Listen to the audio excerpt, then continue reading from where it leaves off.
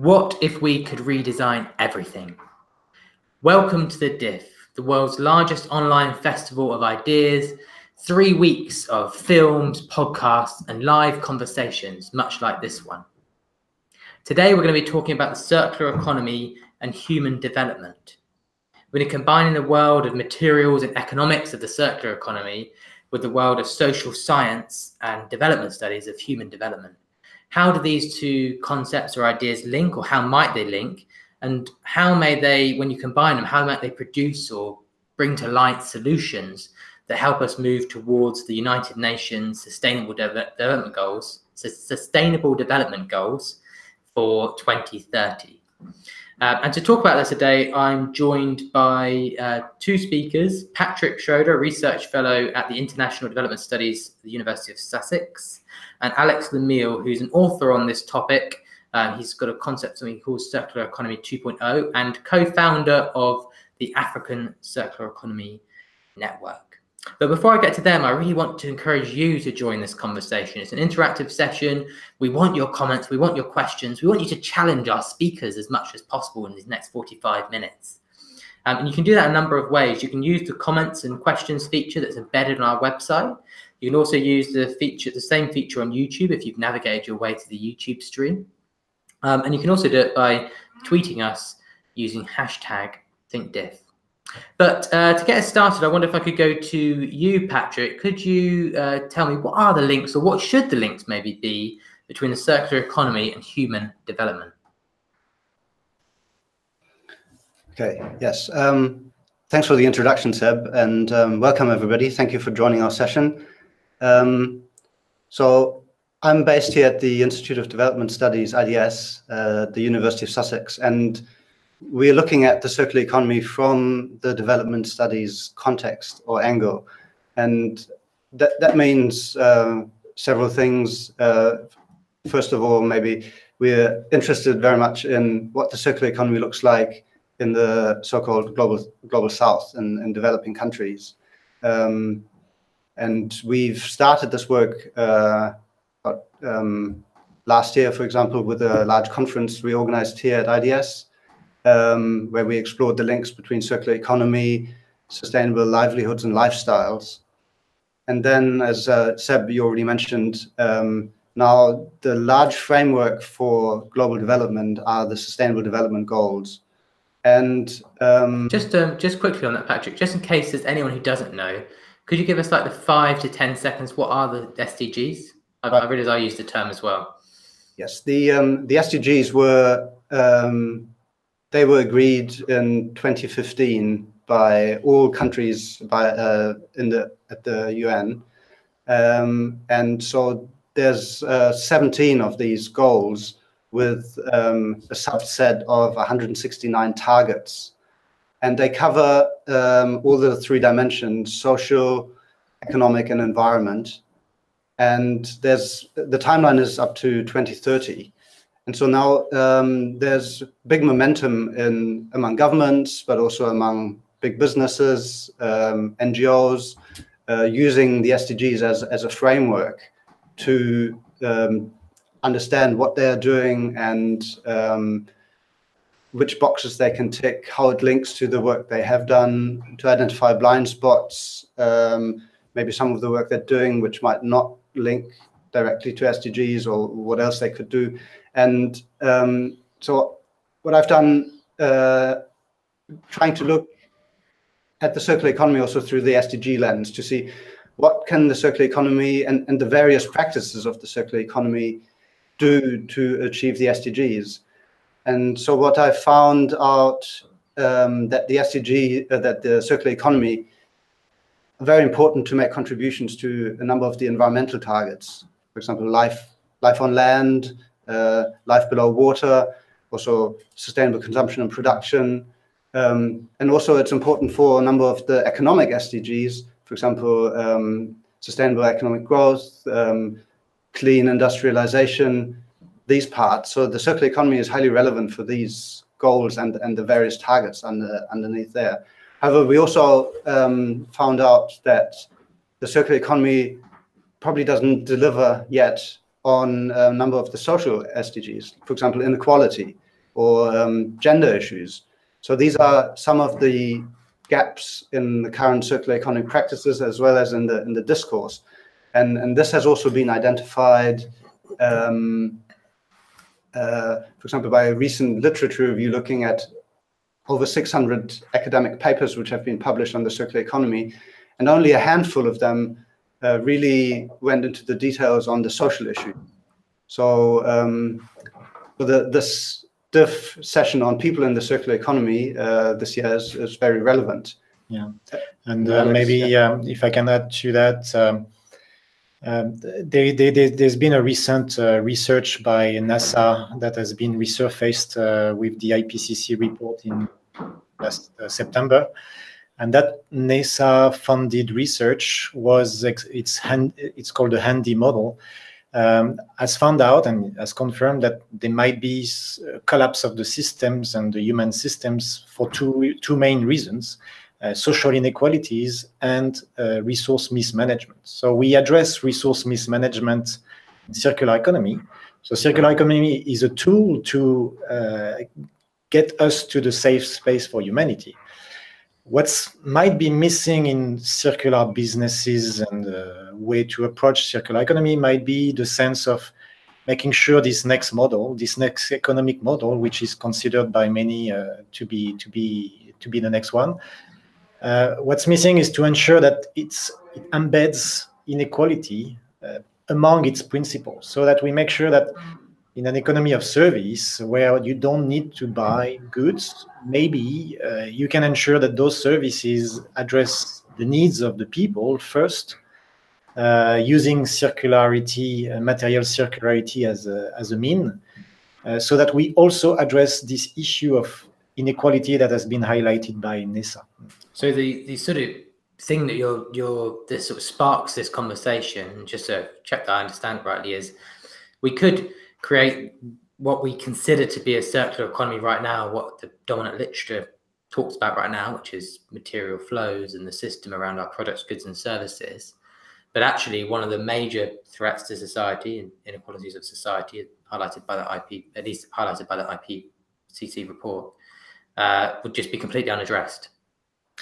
Well, circular economy, the resource mismanagement is the core of how we could create a collaborative and distributed world, a networked economy. But in the sense of the distributive approach should include social relations and the relation between all kinds of people, so that distributive means renewable energy are accessible to anyone. It doesn't have to be centralized as we do manage energy today. So how can we also look at distributive nature of social relations and the human interactions between themselves, so that we make sure that those services and that distributed economy grants access to the people that are not embedded in our economic system yet. Remember that economy is just a tool. Economy is just a tool to make sure that we create well-being for humans on this planet. So we tend to forget that, because economy took over social needs in our recent years, but now we need to recover that balance. Yeah, that point was made at the in the launch party by Ken Webster, was that the economy is not a force of nature that we have no agency over. It's actually something that's designed for us. But actually, what I like about what you said, Alex, there is you're framing it as an opportunity, right? So when we rethink our modes of production, we rethink our connection to our designs and materials and the way in which we create things and resource management, it actually opens up this opportunity to do something very differently from a social dynamic. Yeah, definitely. And when you evolve in an economy where resources are scarce and needs to be managed carefully, maybe it's interesting to look at other dynamic stocks of resources that could be where we could rethink the roles of this stock, and we will talk about it later. Yeah. And where's this conversation now, Patrick? I understand that you had your conference. Where have we got to in terms of trying to link these two ideas? Right. Yes. Now, within the international development context, there is a well-established framework, which is the human development approach, which looks specifically at needs and capabilities of people. Just to give a background, so you might the human development approach was conceptualized by Amartya Sen, who also published on this, and subsequently the UNDP started launching their human development reports beginning in 1990. So, and interesting is also that Amartya Sen, he started developing these ideas around human development in the 70s and 80s, rising from his kind of dissatisfaction with the economic paradigm which was promoted through international development. And there's, I mean, in terms of time, there's a bit of a link here to also the circular economy, where maybe in the 70s, 80s, the initial thinkers about the circular economy also started thinking about arising maybe from their dissatisfaction with the current linear system. So, and now what we're trying to do is we're trying to bring these two together. I might just go to the slide here that I have. To turn on the screen share.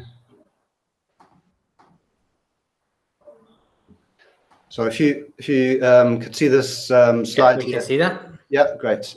So for example, within the human development reports, they use a number of indicators and metrics to assess and how far countries and societies make progress on human development. So they use indicators or objectives like achieving long and healthy lives, access to knowledge, and decent standards of living. And so they look at life expectancy, educational attainments, schooling, capital GNI. And so now, and this is still work in progress. So we're trying now to understand, and it could be helpful for the circular economy. So how can the circular economy, as it's developing now, contribute to achieving these goals? So these are, in a way, this is the missing social dimension of the circular economy. And we think it's, you bring this together with the human development framework, which is a well-established approach that's been tested and is being used, together with the circular economy as now the main emerging model for, on the one hand, business innovation, but also in terms of a new possible sustainability paradigm. So I think that could be a very powerful framework. So what are we actually looking at on this particular diagram? Is the circle at the top, it's the circular economy operating with a new set of principles and feeding into these objectives? So is that what it's illustrating? It's the three main indicators among the Human Development Index, which was developed by Amartya Sen and Mr. El-Haj.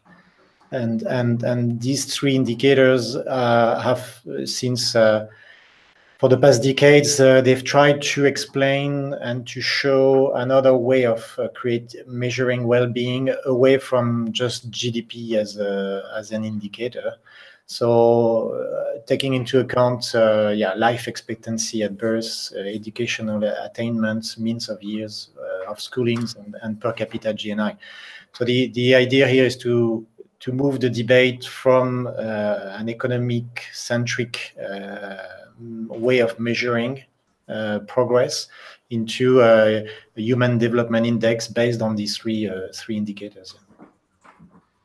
And then maybe to make the link here with circular economy from my viewpoint is that long and healthy life, I mean, circular economy embeds in its core notion the concept of biomimicry, and Ken Webster reminded us not so long ago that biomimicry is a big chunk of the circular thinking.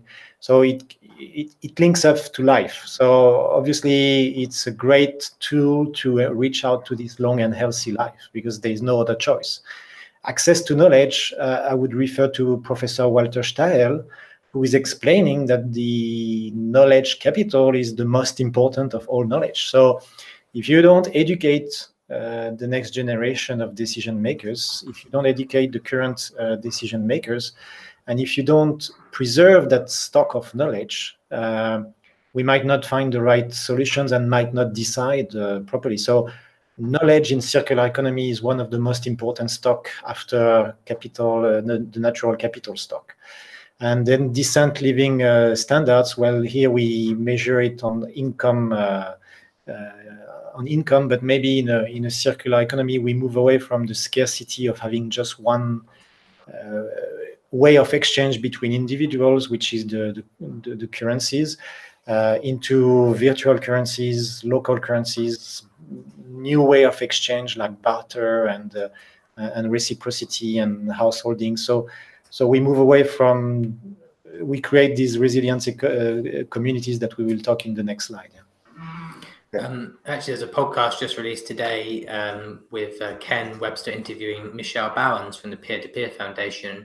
And in that podcast, Michelle Bowens quite explicitly says that he's saying we need to move from an economy that is based on extracting value from finite resources to an economy that's built around infinite resources, specifically knowledge, which I think really links to what you were just saying, Alex.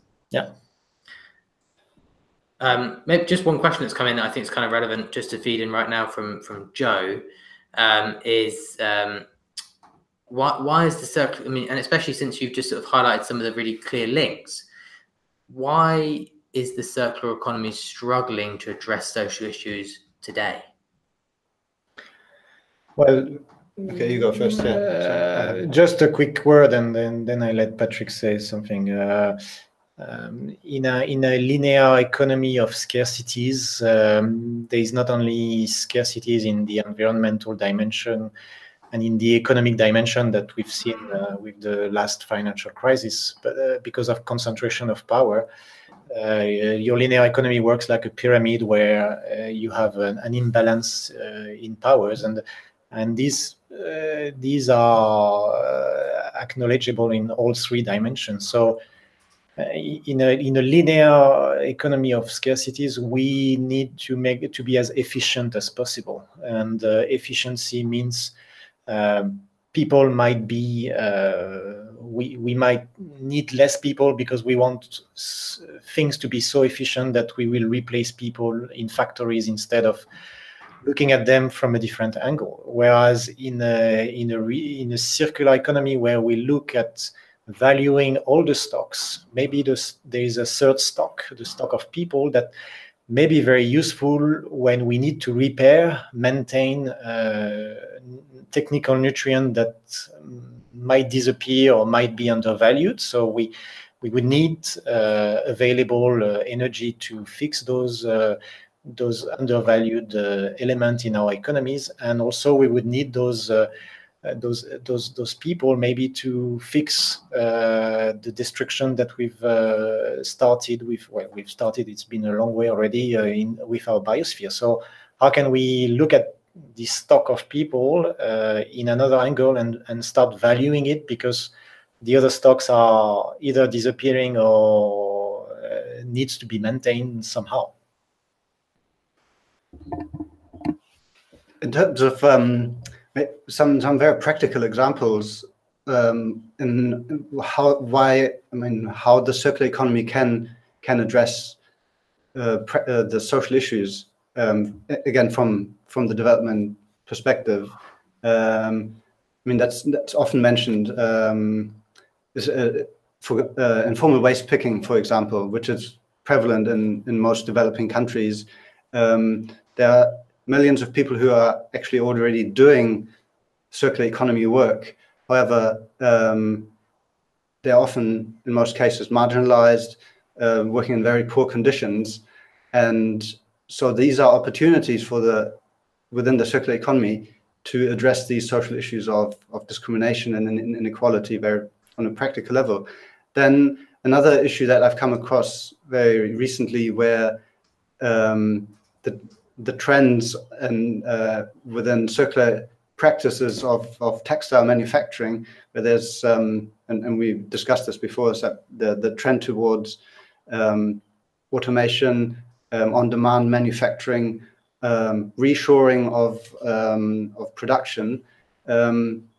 This has potentially very negative impacts on, for example, countries in Southeast Asia, which depend on the manufacturing of textiles, and especially women who are working.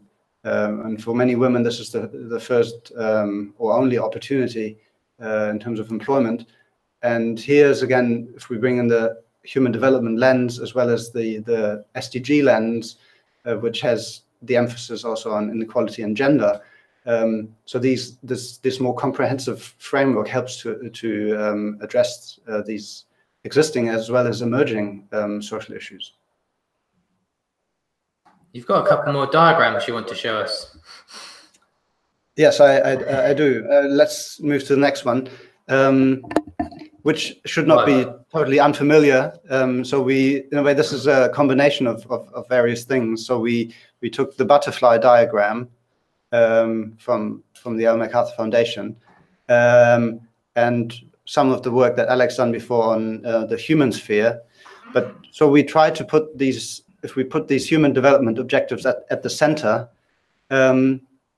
So, I mean, within the material flows of the circular economy, there's the different cascades of the loops. And we try to, and Amartya Sen, for example, the human development is about strengthening capabilities of people.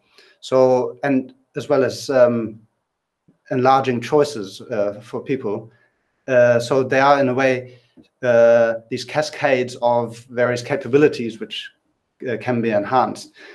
And so within the human sphere, it includes obviously people, but also these other sets of government and policy, then which is, we have this here at the outer, the circle, then the business sphere, but also the community elements, and then the individual level. And there's different measures and initiatives which can be taken on each of these levels to contribute towards those human development objectives. Yeah, in fact, the way you should read that graph is, how do we reinforce the macroeconomic policy framework from the outer circle? So here we recognize that the economy should be distributive, renewable energy, and all these elements should be accessed to all human beings within a planet or within a country. So the outer loop is the distributive approach of the economy. The next loop is on top of being circular, business model should be inclusive. The next loop within it is about reinforcing communities. So we are here about building resilient communities, sorry. And all these loops will lead to individual well-being according to the Human Development Objectives, i.e. cascading and self-reinforcing loops to strengthen capabilities and choices. Yeah. We've got a few questions coming in, so I'm quite keen to work through the diagrams you've got and get back to the conversation. So if there's a couple more things you just want to set the scene with, or perhaps do you want to? We've got one slide here that Alex is going to speak on. Yeah, one last maybe ideas about before we move into a conversation mode is that from a biomimicry point of view, we learn that every element and every living beings in nature, in natural ecosystems, have a function to play or a role, and all these elements and living beings in nature, in natural ecosystems, they self-reinforce each other to maintain that ecosystem and to maintain life. And from that principles, When you look at, I mean, circular economy, we look at the world from two dimensions. We look at the world from a stock management perspective, and we look at the world from a flow of energies perspective. And we need to grasp both, and we need to maintain quantity and quality of both so that we maintain life on Earth. And that's what we learn with circular economy. But if you apply this circular thinking, I personally see a third stock, a stock of humans. And when I look at the biosphere stock, I see a disappearing stock that we've been destroying so far, and we need to change our way of behaving towards that stock. And when I look at the technical stock, I see a stock that needs to be maintained and valued, which is not what we've done so far. The only dynamic stock that I see on our beautiful planet is the human stock. We are growing. We are moving from 7.5 billion to 10 plus billion people.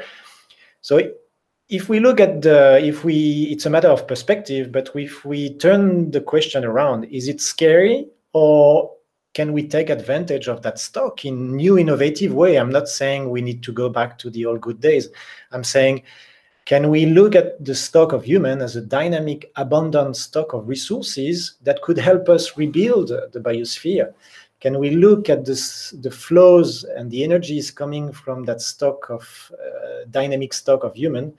When we sleep and we eat, we are renewable energy. Maybe we can fix those forests around us. Maybe we can recreate large landscapes like John Liu is doing, this permaculture expert from America and China. And he's proven that we can rebuild large landscapes. So maybe by considering the stock and energy coming from that human sphere, we could change our behavior and adapt ourselves to the biosphere instead of destroying it. That's one of the 4 strategies that are highlighted here in brown. The strategy of adaptation, how the human sphere will adapt to the biosphere. It could be by replacing environmental functions. I usually take the example of the Chinese ladies, because there's missing bees in Sichuan region, so they are hand pollinating the trees. Otherwise, they won't have fruits in the next season. So I'm not saying humans should do that everywhere, but when the environmental functions are missing, until such time the bees population come back, maybe humans can replace those functions and we can rebuild that ecosystem. And that's one strategy. The other strategy is the feedback loop from the biosphere. It's the evolution strategy. Can we learn from our ecosystems and adapt our behavior towards that ecosystem? And for that, we need to consider ourselves nature. We need to be connected to the nature so that we rebuild the biosphere instead of destroying it. The last 2 strategies are the valorization strategy. We are renewable energy, so we need to be prioritized because we are available stock. We are there, available at low temperature. Whether we find innovative way to utilize or to use us in an innovative way, this is up to us. But the stock is there, it's available to fix materials. So maybe we should prioritize that stock and drop taxes on that stock and start taxing what's coming scarce in our economy.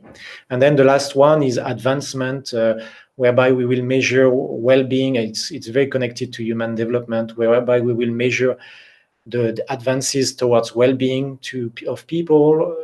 We will measure the level of adaptation of the humans within their biosphere, and the level of valorization of human as energy within the technosphere. Okay, right. If you guys return, yes, we've got the audience is brimming with questions for you after that. We can see them. The provocation, and we're going to do them in quick-fire fashion over the next 15 minutes. I had one question myself, though, and as the host, sorry everyone watching, I do get priority, because I think what's interesting about what you've done is you've shown it with diagrams, and one person we've had speak in the DIF a couple times before who's a big fan of diagrams and talks about how important they are as communication devices is Kate Rayworth with her donut economic model. And I wondered well, firstly, whether you two are familiar with Kate's work and the donut economics, which I sort of assume you may have heard of in some way. How does that link into what you guys are talking about and showing with your visuals? It's the donut is the end goal. The donut is the where we need to be in that safe and just space for humanity. Okay, the donut is takes on the circular economy principles because it recognizes the distributive nature of how our system should work and how regenerative and restorative our system should work in an agnostic, cross-agnostic approach. So the donut is the where we need to go. Circular economy is your toolbox to reach out to the donut. But the circular economy so far addresses the safe space for humanity. If from the work from Patrick in human development and linking it with circular economy, and from my suggestion of considering the stock of humans and the flows of humans as also something we could be innovative from, then we insert equality into that on top of circularity, and therefore this concept becomes your toolbox to reach out to this just space for humanity at the same time. And at the same time addresses more SDGs indicators. Remember that circular economy is not embedded in SDGs. So circular economy, human development, and the link with the human sphere could become that tool to reach out to that safe and just space for humanity faster. With just to play devil's advocate, perhaps, are humans really stocks and flows in the same way the materials are? Not in the same way. No, it's not in the same way. It's from a natural ecosystem perspective, we are nature, and we tend to forget that because out of 24 hours per day, I believe we walk on concrete 23 hours. So we tend to forget the connection with nature. And you read the biomimicry expert, sorry, I forgot her name just now. Janine Benoist, and we have no choice but to reconnect with nature and to consider ourselves nature. So from a natural perspective, we are an abundant stock of resources, living beings, and flows of energies. Now it's a matter of valuing that stock, not from an economic point of view, but from saying we need to actively rebuild the biosphere. I mean, there are some. I mean, what comes to mind is the interesting sanitation solutions that we see. I mean, nitrates, phosphates circulate in our circular systems, and we are circular systems ourselves. So if you don't reconnect the humans to the circularity of our planet, you are missing an important stock of resource and flows of energy. And the concept behind that is to say, do we go full speed into a robot-based economy which adds more pressure on resources which are already missing in a world of 7.5 billion?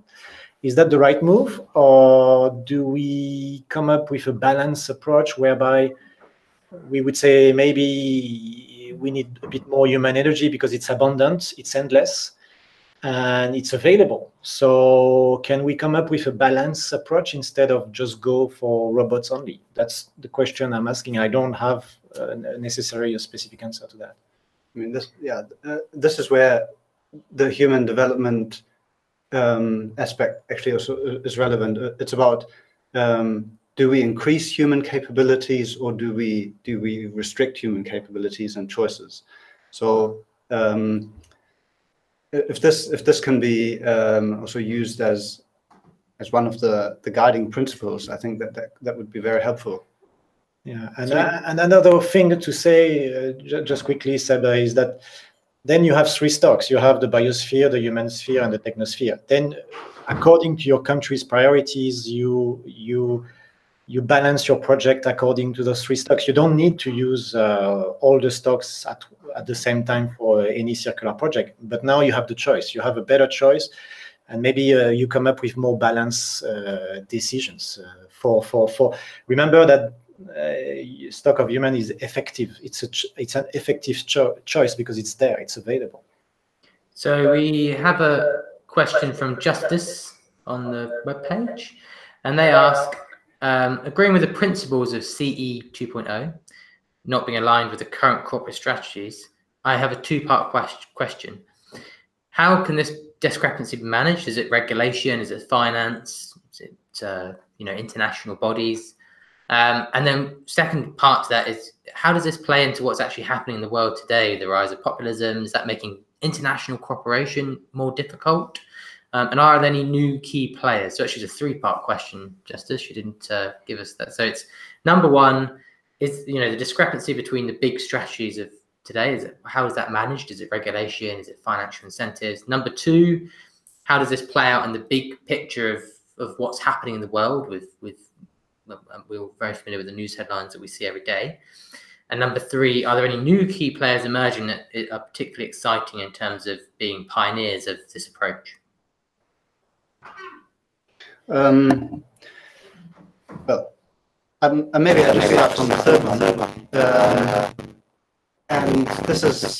sorry, Patrick, just your audio there for a minute sounded like, I don't know if it's because Alex was talking about robots and wanting to take over, but it's gone a little bit robotic. Can you just... I'll come a bit closer to the mic. Maybe that's more helpful. So I'll start with the third question.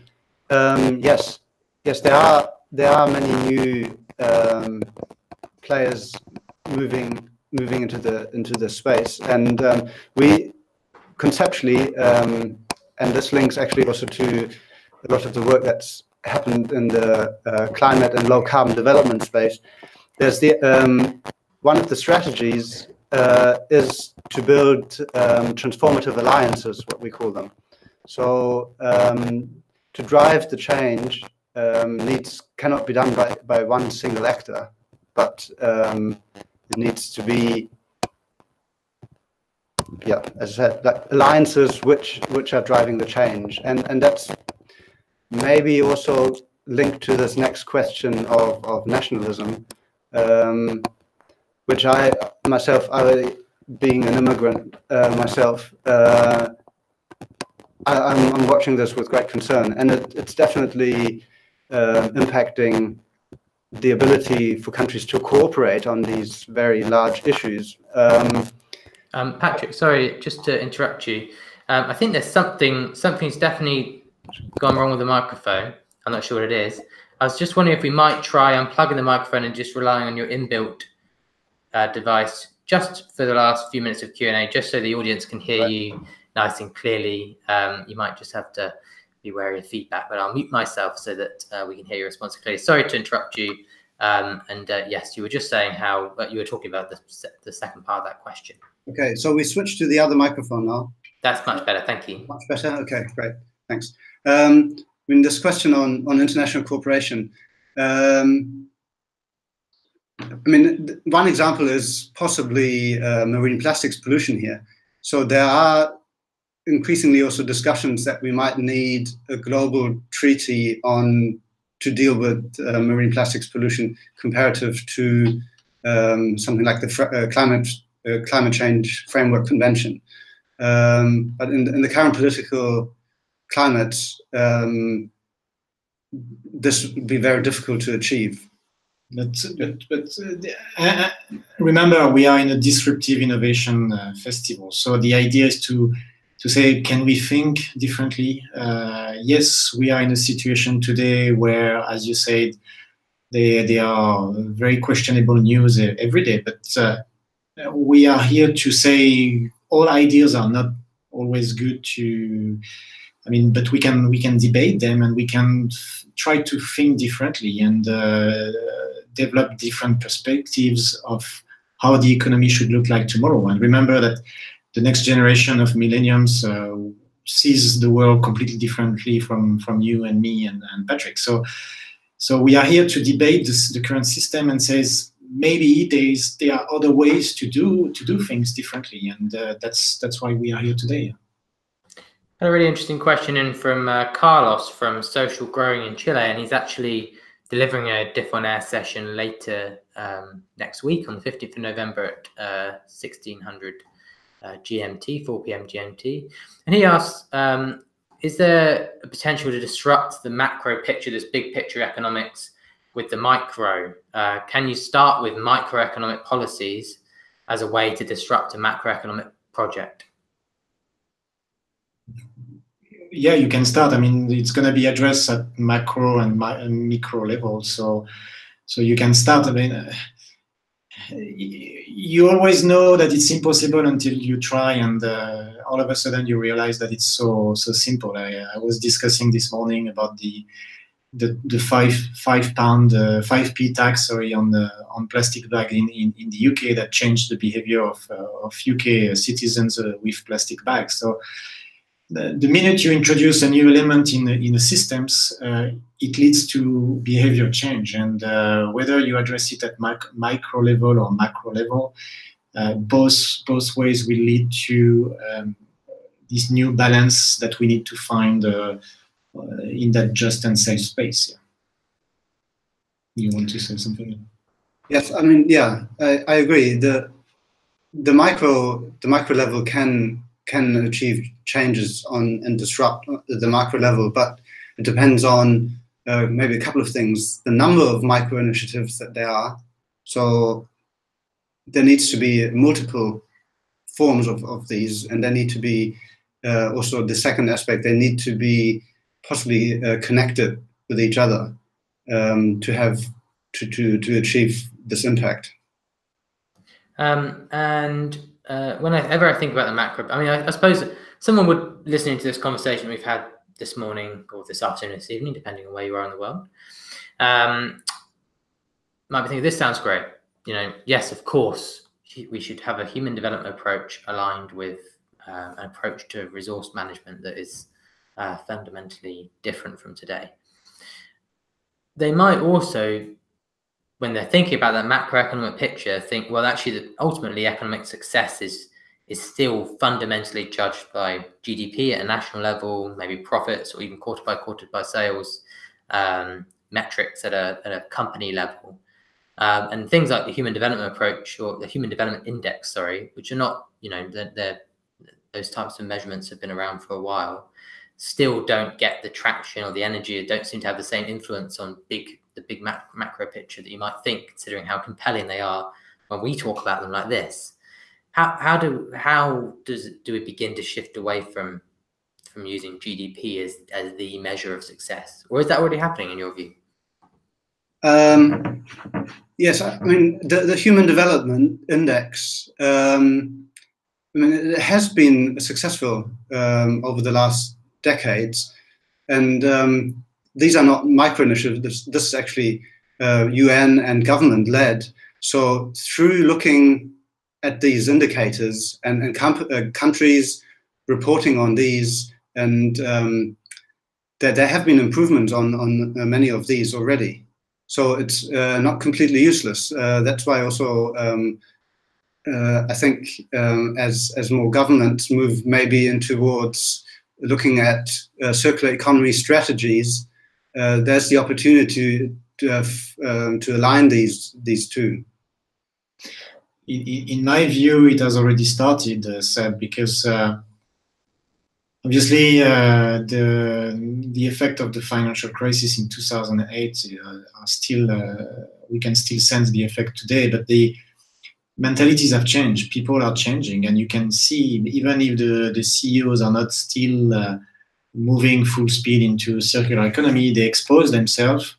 And what's interesting is that they expose themselves to a distributed economic model where we recognize that resources could be renewable, energy could be renewable and accessible to anyone on the planet. So all of a sudden we move from a very centralized model to a completely decentralized, distributed model, and that's built in the concept of circular economy. So all of a sudden these large concentrated organizations will have to adapt to local needs of local economies and the local needs of the people within these economies. So So it's starting. You see that in the financial world with blockchain, which is disruptive completely the financial institution. So these are the seeds that you plant, and you start to see the cracks. Obviously, we are in a very stormy period, so we have stormy leaders. But once we move away from that storm, there will be new foundations built in order to recreate the next ecosystem. Well, thank you. I mean, that seems a fantastic note to end on, and we are out of time. So thank you so much both to Alex and Patrick for your contributions to this conversation, where it feels like we've covered an awful lot, talking about where does a human sit in when we start thinking about resource management differently, and how can we create a model that somehow combines and addresses those two big challenges highlighted in the recent climate report around social distribution, inequality, and also resource management, and how might we bring two quite promising areas of work together. And I think what I really take away from this conversation, especially from Alex and Patrick's comments and later in the conversation, are that this is already starting to happen, that we've had some success. The Human Development Index is something that's positively influencing change. The Sustainable Development Goals are this big vision that we're working towards, and obviously the circular economy as an idea has gained huge traction over the last few years. Thank you so much to the audience who joined us. Thank you for your questions and comments. They really sparked the conversation. We hope you'll join us again on future sessions. We've got a couple coming up today that I'll just quickly highlight. At 1 o'clock GMT, we're back with the circular economy and why and how we should measure it. We've got the Ellen MacArthur Foundation's very own Sven Herman and Roy Verkulen to talk about some approaches to measuring the circular economy. And then at 8 o'clock, we're going into space with the European Space Agency's Lucille Poulet, who will be talking about what can we learn. We'll talk about finite resources. What can we learn from space exploration when it comes to designing future businesses, future economies, and future products. Thank you so much again to everyone who attended, and thank you to Alex and Patrick. We hope to see you again on the DIF.